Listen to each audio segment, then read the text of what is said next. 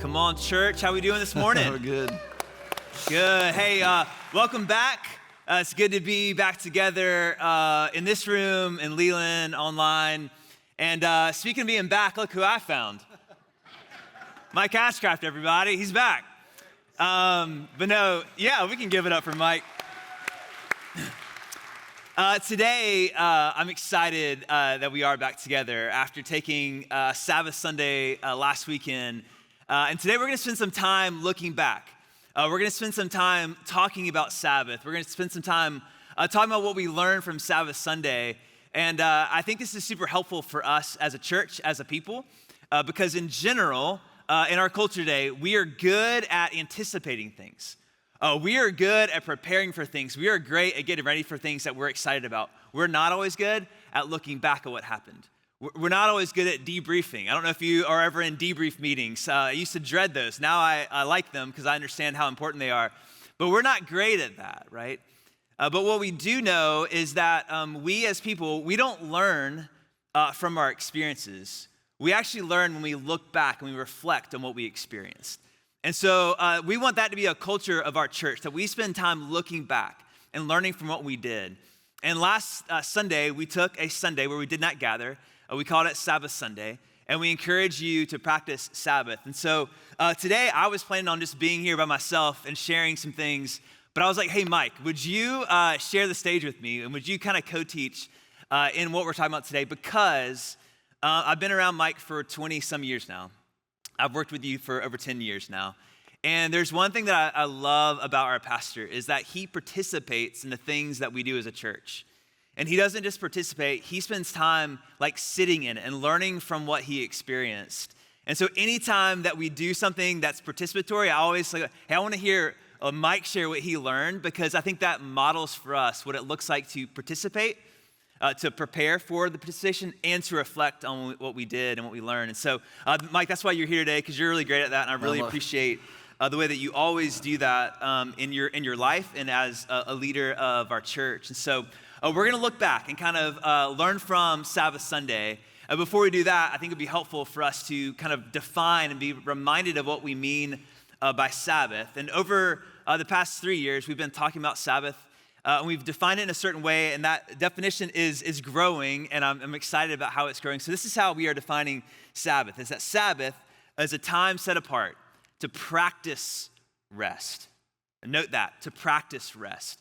Many of us in this room are really bad at resting, and we actually need to learn we need to create space to practice rest and to experience delight, to experience some of these beautiful things that we're meant to enjoy, to celebrate, to experience delight. As we deliberately stop working, which again, to stop working is oftentimes very, very hard for you and for me. So we got to be deliberate. We have to deliberately stop working and trust in God's provision. So that's what we mean by Sabbath. It's this time set apart, right? To practice resting, to experience delight, to stop working, and to trust in what God has provided for us right then and right there. And so when we talk about Sabbath, that's what we're talking about. When we take a Sabbath Sunday, what we're doing is we are collectively as a church doing that.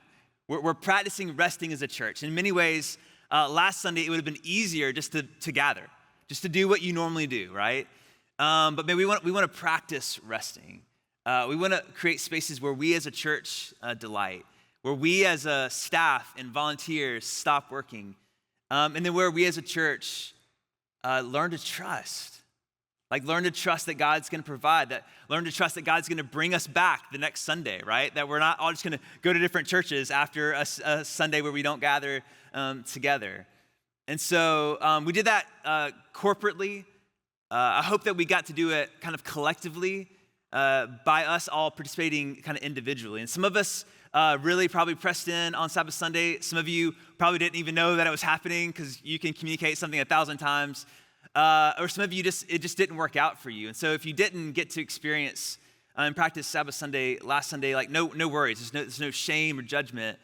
Maybe today will kind of catch us all up and help us to learn from this together. So one of the things that we did is we asked all of us to prepare, right? So if we are going to participate in something, we have to prepare. And something like a Sabbath It takes a whole lot of preparation. We actually gave you a guide. I printed it off twice, and I still didn't bring it up here on the stage. We had a guide that we put on our website. A lot of you printed off to use. And I hope that you did that, because if we're going to learn from our experiences, we have to get ready for them and prepare for them. So Mike, I love how you oftentimes prepare so diligently for things. So I would love for you to start us off with how did you prepare, and what were some of the things that you found helpful for you as you prepared for Sabbath Sunday this year? Well, one is thank you for doing this. It's very kind that you think that I prepare because I'm disciplined. I do prepare, but I don't prepare because I'm disciplined. I prepare because I'm desperate. Literally, even from the earliest days of the church, it wasn't like trying to impress. It was like trying to hang on, right, and to make sure that God wasn't going to be disappointed, or I was going to fail. So there's a lot of that in there, and it's interesting over the course of my life. We talk about this because I never really considered myself very disciplined until I was about 48 years old. Because it took me a long time to look back and to realize that there was some consistency that I had developed from the time I was a teenager, where it came to Bible reading, when it came to quiet time and journaling. And these weren't gifts. They were torturous at times. Sure. And so part of, when you say that, it really helps me. But part of what I do want to experience is that, we're not experts who are trying to lead people into places that we've already been. We're a church that is strengthened by our willingness to participate together in things. And so it isn't like, it's really what we believe and how we operate. And, I did the guide, and mine was a little bit different. I was traveling some, and again, I have a disadvantage in one sense, that this is the culmination of a lot of things over time. I mean, some of this is you kind of really giving language to Sabbath and things that we've done, internally as a church for a long time. But I took the guide and I prepared, and where I went to Isaiah 58. This is, it's been a passage that's been dear to me for a couple of years. Laura Lynn actually taught on this pretty directly last year, and it talks about calling the Sabbath a delight. But the context, essentially, if you have your Bibles, you can flip there. But Isaiah 58 is just this it's stacked, because God is actually critiquing or criticizing his people because we're using a day to get God to do something. It's like, I'm going to do this, and then God's going to do that. And he's like, that's not what this is about. It's not, this is not the kind of day that I have chosen for you to just, come and, he talks about rending your garments, or, sackcloth and ashes, which is this posture of like, oh God, we're desperate for you so that I'll do what you want me to do. Yeah. But he starts talking about bigger picture things like loosening the chains of injustice and giving of yourself to feed the hungry. Like he starts immediately pushing us outward into the world.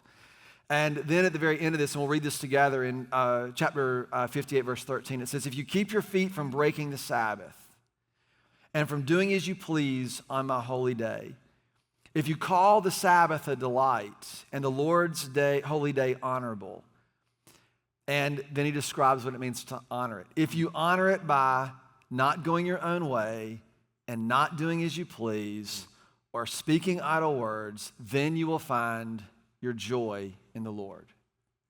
So the point isn't to get God to do what we want him to do. The point is for us to begin to find a sense of joy in our relationship with him. And there are a couple things that he mentions in there specifically, right? He says you can't just do what you please and go your own way. And you also can't speak idle words, which would make the world a much quieter place, by the way, right? Right, yes. And when I stopped and tried to reflect on this, because it's not just about making a list of things not to do. It's to recognize something. And so as I began to think about this, and again, this is my preparation. I've got, sort of culmination. I've spent a lot of time in the garden. God's good news begins there, that he created man. He gave them a task. And just one more qualifier. When we talk about Sabbath, if you're like, dude, I got the Sabbath down, right? Because that's my whole life. You're lazy, and this message is not for you, right? You need something else. This is for those of us who feel pressure and are driven and can't stop. Like that's how I feel most of the time. And so I had to recognize that I have to really submit my will to his. Like, Lord, all the things that I feel the pressure to produce and get done, we'll talk about this a little bit more directly in a minute. I have to lay those things down. But the idea of speaking idle words isn't just about zipping it. It's in the garden, in the creation, the way God created things was how? In the beginning, he said what? He spoke. He said, let there be light. His words create things. And then if you think about what happened on the Sabbath, the first Sabbath, it is a part of creation. It is a created thing.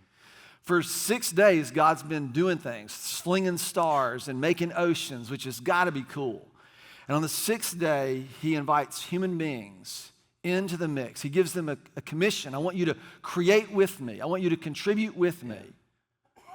And your first day of work, what are you called to do? Nothing, to rest. And he establishes a pattern that this rest isn't designed for us to recover from our exhaustion, but rather this rest is the starting point for us to create. And the whole idea of idle words is to consider what it is that we are going to bring to bear on the world around us on Monday when we show up into the world having oriented ourselves to what it is that God intends for us. And so, that's again, probably more than what you're asking, but that's how I tried to prepare and to get myself ready for what was going to unfold with all of its unpredictability. Yeah. Unpredictability. Whatever it is, Sure. not being predictable is what I meant. So, That's great, Mike. You can just keep preaching on that. For me, preparing looked like making a plan. And if you know me, that sounds about right. I love a good plan. And so as I went through the Sabbath guide, one of the big P's in that guide is a plan. I'm like, yes, this is speaking my language. I guess partly because I helped write it, but I made a plan, and it was helpful for me because it gave me vision for the day. What was ironic was that you learn, and I guess we kind of all learn this over time, that the best plans are meant to be flexible and change, right? So I had this plan in my mind of what the day could look like, and it immediately did not happen, right? My youngest daughter she's like, hey, we should do the sunrise for Sabbath Sunday. I'm like, that's a great idea. Like, let's all get up as a family and go see the sunrise. In my head, I was like, this is awesome. And y'all, like with kids, you're like, that ain't gonna happen, right? No, you have kids. You have like 19, 17, and then 2. Yeah, yeah. We got the worst ages for that, probably.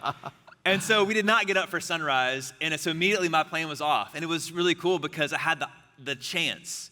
Am I gonna go, hey, this day's a wash? My Sabbath was ruined. Or am I gonna go, hey, what's the next thing on the agenda? The next thing was just time with God. And so we started there, and honestly, our whole family had a quiet morning. And then we got to go and get some breakfast, kind of eat it on the beach. That's a whole nother story. So we still made the beach thing happen, and we came back. But honestly, like making a plan was helpful for me.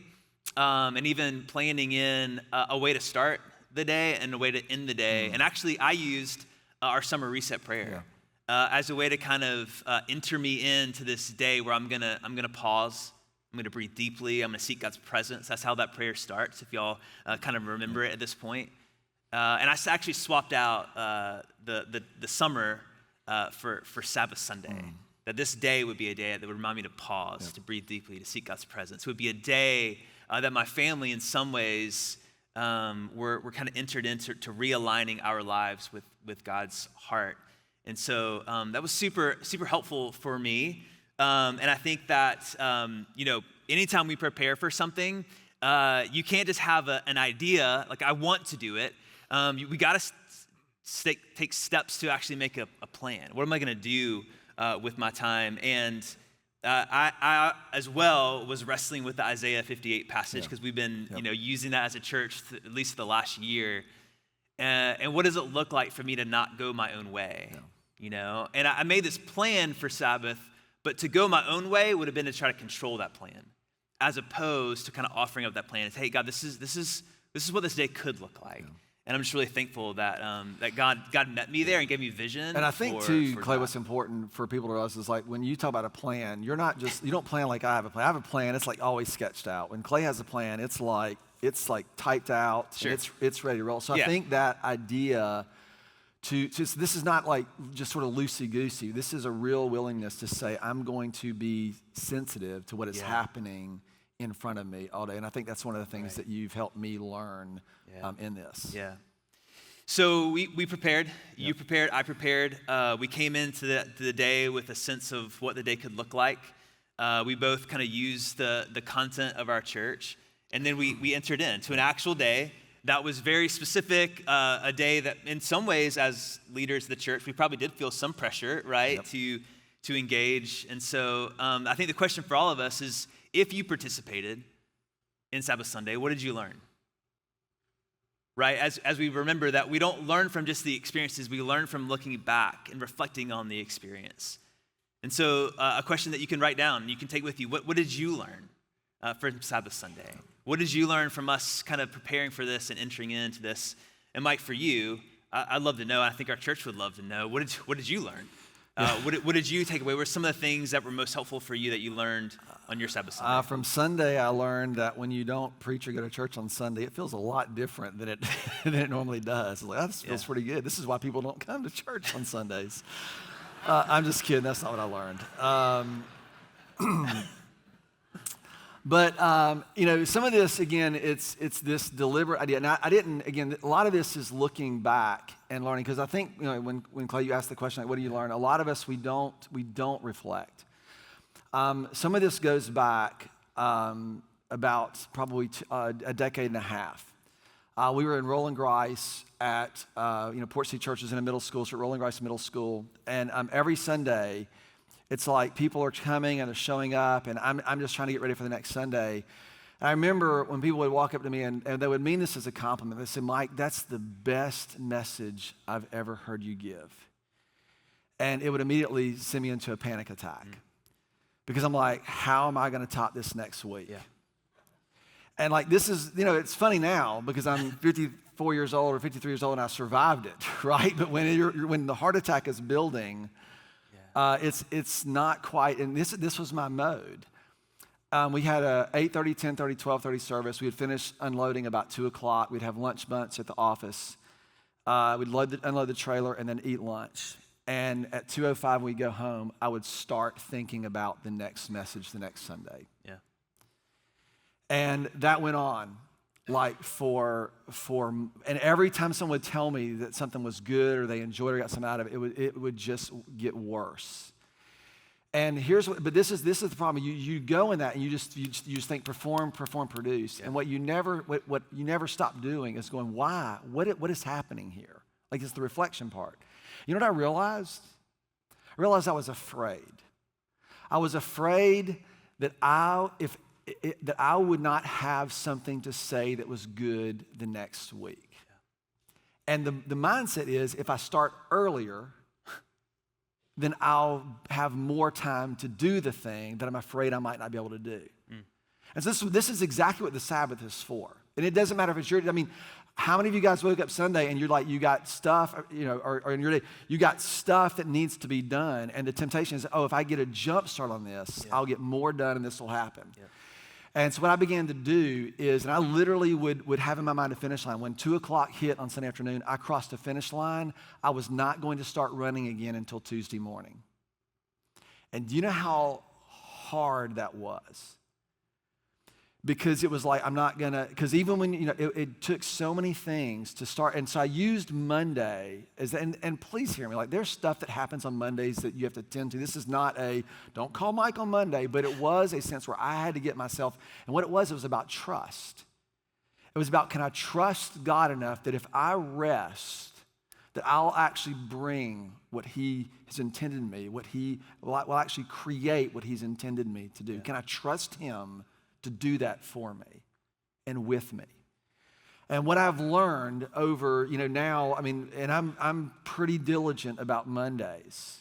I get up in the morning, again, my kids are in different seasons, I have a pretty great, we call it dwell time, is what we kind of refer to it as, but it's Sabbath. And it's that intentional rhythm, that intentional, I'm not going to try and produce things that have probably saved my life. Not to be dramatic, they've certainly provided things in relationships that are important to me that I'm not sure I would have held onto or noticed if I would have continued to run at the pace that pretty much was the demand of the job. Yeah. And I realized that the demand that God has, the commands that God has, actually supersede the demands of the job that I have, and I've got to honor that first. Yeah. And I just say it's very hard, Yeah. but very worth it. Mike, one of the things that you've talked about for years is this idea of surrender intervals. And I don't know if you've brought that language recently, so I think it's helpful to kind of come back to this idea of surrender, like that we would have these moments in our lives when we surrender our all, our actual lived life, all that we have to God, right? And maybe that's the beginning of our relationship with Jesus, is this surrender, right? And then we kind of go about our lives and we kind of do all the things we do, and then we come back to a point of maybe this kind of collision of things aren't working, or maybe you're a student and it's summer camp. Yep. And you surrender again. And man, that feeling in our lives to just really surrender our lives to Jesus is such a beautiful moment. And what you realize is that the surrender can't be, once every 6 years. Right. It can't be once a year. It can't even just be once a week as we come to church. Maybe right. we in worship we surrender. It's got to be this daily act. Yeah. And the thing that, I've thought about that, and as we were talking, it's so deliberate. Yeah. Of how often am I going to surrender my life? And as we've been using the summer as a reset, right, this opportunity to return to things that matter the most in our lives, I think that idea of reset really applies to Sabbath. Like a Sabbath is a deliberate reset. It's a marker every week that I am going to do something. I'm going to reset on some things. And you've learned the importance of that in your life. Yep. For you personally, for you and your family, for you as a pastor and a leader, is that you have to have that deliberate reset, that moment where you pause. Yep. And you lay it down, and you trust God enough. And so I love this idea that Sabbath is a deliberate reset. It's not just a happenstance that you hit reset because you needed to. It's no, every week I'm gonna reset deliberately. And also, I think Sabbath it's a rhythmic reset, right? It literally is there for you every 7 days. And for me, as I kind of entered into Sabbath Sunday, the thing that I learned this year, it wasn't profound. And it just wasn't. It wasn't super deep or theological. I actually learned that, and I was reminded that I've been practicing Sabbath for a year and a half now. And as I was thinking about it, I was like, was it the beginning of this year that I started? Like, no, it was the beginning of last year. It was a year and a half. Every week, I practice Sabbath. And for a long time, I was practicing it on Friday, and then I realized I needed Friday as prep day, like to get all the stuff done. So then Saturday, I could really rest. I could really stop. I could really pause. And so I've been doing Saturday now since the beginning of the year, I think. And so on Saturday before Sabbath Sunday, I was like restless. Like my body was going into Sabbath mode, and yet I was trying to be productive. I was countering myself. It was like, what's happening? And then we get to Sunday, and like it was a great day. I had the plan changed. It was good. It was fine. But what I realized is that that this practice that I've had, this discipline that I've had, has now become a rhythm. Yeah. Like it's actually become a rhythm in my body. Where every 7 days on Saturday, my body says, hey, it's time to stop. Like it's time to rest. It's time to trust enough. It's time to delight. It's time to do all the things that you actually know that you need to do, and in fact, that you long to do. Yep. And so for me, this year, Sabbath Sunday was this realization of what the practice of Sabbath has become in my life. It is deliberate, which is super helpful. It's intentional, but it's also rhythmic. And Mike, you made a comment that anything you do rhythmically is going to be beneficial. Yep. Like it's going to produce something in you. Yep. Or maybe it's not beneficial, but it's going to produce something in you. If it's rhythmic and it's bad, it's probably going to produce some bad stuff in your life. That's true. And so the beauty of Sabbath is that it does, practicing it in your life can become something deliberate and Rhythmic. And so our hope for our church is that we would be a people who would at least consider making Sabbath a regular rhythm in your life. Yeah. Last summer, we brought that idea to you. And this summer, I think I'm more serious about that than ever. Because I've seen the impact of Sabbath in my life, I've seen the impact of Sabbath in your life and in your leadership in our church, and I know that we need it. Yeah. And so if you are beginning to go, all right, Clay, all right, Mike, maybe I will consider making Sabbath a regular rhythm in my life, that's great if you have some intention there. But also I think what's so important is that you actually realize that you need it. To make something rhythmic and regular in your life, you're going to have to realize that you actually need it. And so, Mike, what are some of the reasons why you would say we need Sabbath? We need something regular, rhythmic, and deliberate to stop us, to hit pause, to trust God enough in our lives. Before I answer, I'll say one thing. When we would talk about this, and Clay would talk about his Sabbath, I would always feel guilty because I didn't Sabbath like he Sabbathed. Because I didn't give myself credit for Monday because it just didn't seem as spiritual of a day as like a Saturday or Sunday. The reason I say this is because a lot of you will hear this and go, I don't have, like you have rhythms in your life already, and what you have to do is you have to find the places where this is going to work for you and for your family in the season of life that you're in. Right. But one of the things that I found, because rest isn't about, it's not a function of exhaustion. Most of us rest because we're exhausted. But rest the Sabbath is actually about perspective. We think that it's like, the world is chaotic. And what we need is a place where a rhythm where we rest and trust and we deliberately pull away and kind of break our addiction to producing things. And what I have found is that you will often get perspective. And it was actually really pointed on Sabbath Sunday because y'all all know what happened on Saturday night, the attempted assassination of former President Donald Trump in Pennsylvania. And then all the noise. Yeah. So I get up Sunday morning, and my phone starts ringing Saturday night. Hey, do we need to say something because we weren't having church? What are we going to do? Do we need to make a video? What are we going to do? So I immediately feel like we need to figure out how we're going to respond to this because we just don't know what's going to unfold, right? So that's the pressure that I felt, and maybe I may be making much of it.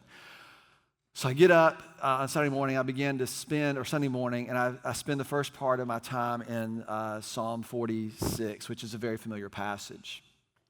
And even as I started writing, I was like, later on in the day, I was calling Clay, and I was calling Rick, and going, hey, this is what I'm going to do, and writing this stuff up. And I got in my car, and I started driving up to the office to make the video. And as I got to the end of my driveway, I'm like, we're supposed to be doing a Sabbath today. And this is exactly the point. I feel so much pressure, whether it's real or not, to produce something. And does this really? And as I backed up and began to think about it more, what I realized, and this is right out of Psalm 46, and I would use that because it's like, oh, the nations are teetering on edge and the mountains are slipping into the sea. And then you read this passage at the end of it in Psalm 46:10, and it says this. It says, God says to be still and to know that I am God. Yeah. To be still and to know that I am God. I will be exalted among the nations. I will be exalted in the earth. And this is the picture throughout something. He's going to break the bows. He's going to break the spears. The lion's going to lie down with the lamb or the wolf. And this is all going to be made right. And he says to be still and know that I'm God. And what this idea, it's a reset. It's a reorientation. And what I think a lot of us, even when people say, oh, you got to pray. You do have to pray. But the thing that precedes even praying is to be still and to get perspective so that you can actually know or come to understand how God wants us to pray. And we just don't do that. Oftentimes when I meet with people, they'll say, well, you pray for me. I said, how do you want me to pray? And there are always obvious ways. Pray that this gets better, this circumstance isn't devastating, there's always obvious ways. But what the calling is to be still and to know that he is God. And what are the implications of that? What are the implications of the reality that God is on his throne? And what are the implications of the reality that God's presence is the source of my peace? And what are the implications of these things? And it's only when we get sort of in a place and we have the time and the space and we're released from the pressure of all the things that push on us that we can begin to get perspective of what God is actually doing in our world. You know, the reality is God is working in every one of our lives. Yeah. And it is the pace at which we live that will likely cause us to miss it. I mean, is that not true?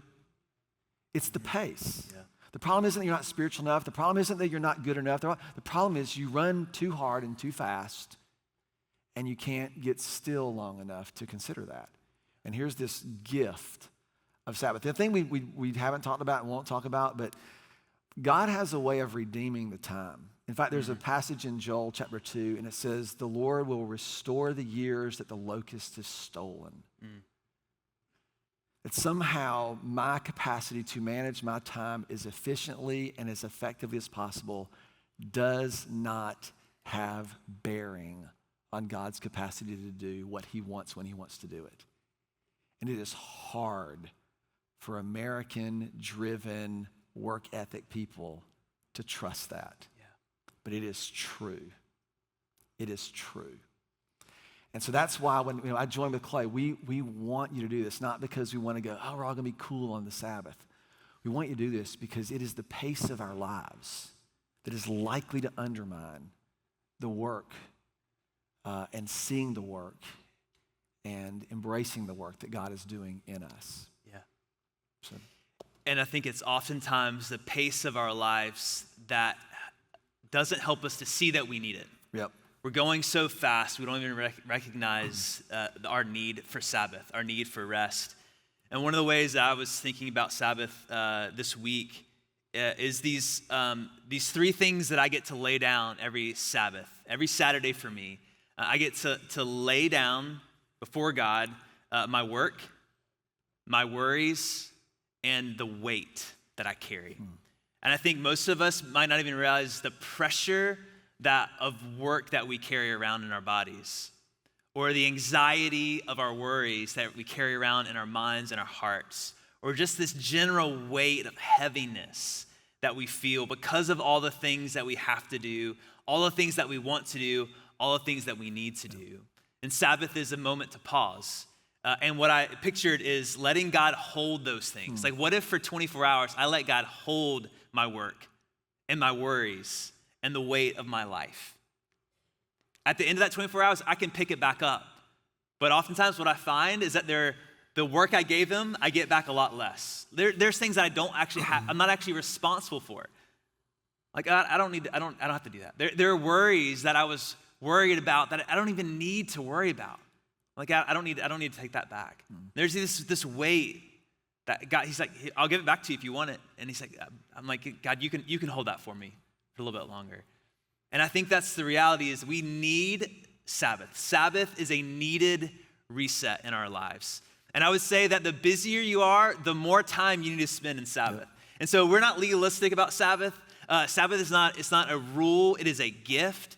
And so Sabbath could be a mindset for you. It could be a moment for you. It could be a couple hours for you. But I would say the busier you are, the more weight and pressure of work and the worries that you're holding, probably the longer you need a Sabbath. So for most of us, that's 24 hours.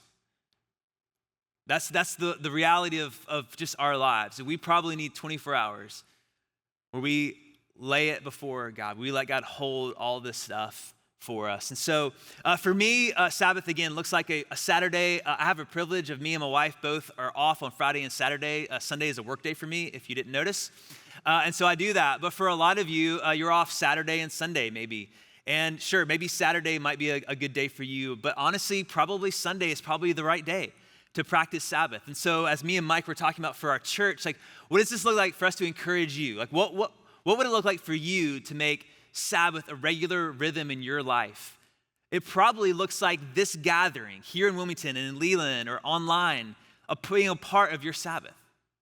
And so part of that is on us to say, hey, as leaders and pastors of our church, we're going to make our gathering a place where you can rest, a place where you can delight in the goodness of God, a place where you can slow down long enough, sitting in these seats for an hour and 10 minutes, hour and 5 minutes if we're really good, can be just enough that you kind of lay some things out for God to hold for you for a moment.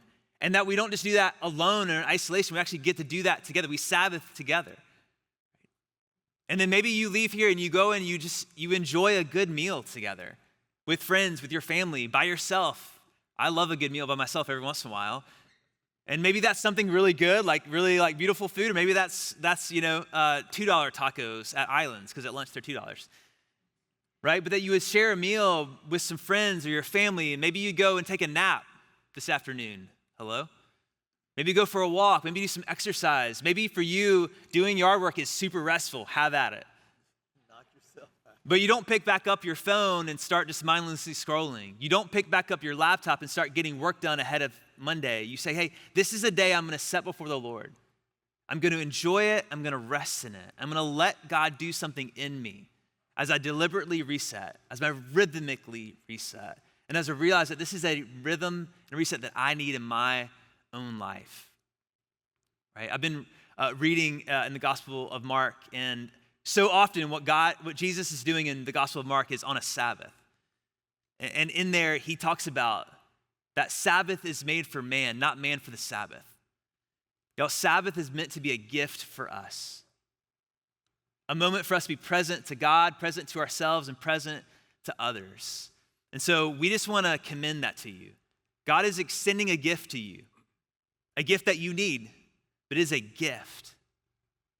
And our hope is that as you make Sabbath more of a rhythm in your own life, right, that you would be renewed, that you would be refreshed, and that you would reorient yourself to life with God. Right? That's our vision, is life with God together for the world. And Sabbath is a way to reorient you back to what it actually looks like to live life with God. And so we've got some resources. We have a whole page now for just Sabbath, not for Sunday Sabbath, but for actually making Sabbath a rhythm in your own life. It's using a lot of the same resources that we used for last Sunday. And so if you missed last Sunday and you didn't Sabbath on Sabbath Sunday, you can do it this next weekend, right? You can begin to make this a rhythm in your own life and see what God might do in you and through you through it. And so, man, we would just encourage you, implore you to consider what that would look like. And here we are, beginning to turn towards the end of summer reset. And I just want to remind us that we are kind of looking at this whole summer as this reset, right? This opportunity to return. And so I know a lot of times when we feel like we didn't start something on time, that it's too late for us, right? Or if our Sabbath Sunday starts off wrong, we're like, just throw it out. But for all of us, we wanted this summer to be this moment that kind of realigns us back to God's heart. And so I just want to encourage us as we wrap our message today to really view the rest of these last 4 weeks, as this opportunity to reset. And so Mike, could you help us? What are some ways that we could view these next few weeks as a church, as this reset opportunity for us? I mean, I think what you said earlier is that our goal is that your participation would serve to be that the way in which you can experience or way you can Sabbath. You know, we want to plan. We don't want it to come and go, I got good content today, or I heard this. Or we want it to be something that you experience, that we experience together. We are participating in this. And there are some things, that are coming up that as you prepare yourself and say, we're going to use this space as a church, as a part of our church, to bring something or to show up to reorient ourselves to life with God. Because on Monday, I'm creating something in the world. And you know how easy it is to create chaos in the world. I can give you 3 questions you can ask someone, and you will immediately be in an argument tomorrow morning. Or you can bring something different. And the orientation of almost everything you're going to hear is going to orient you to bring chaos. And so we need to reorient ourselves to something different. And so we're trying to utilize these things. You know, we got a night of worship this Tuesday night. We're going to be with our next generation, our 18 to 25-year-olds at Overflow's gathering, and they're opening it up to everybody. Tonight of worship, night of worship is Tuesday night. Next Sunday, we're having Leland baptisms, our family in Leland. We're going to be baptizing at Oak Island. And you're welcome to go to anything that you show up and you kind of get to see something and participating in something that reorients you is going to be helpful. You know, next Sunday, Brett, Eddie, and then you'll hear from Laura Lynn.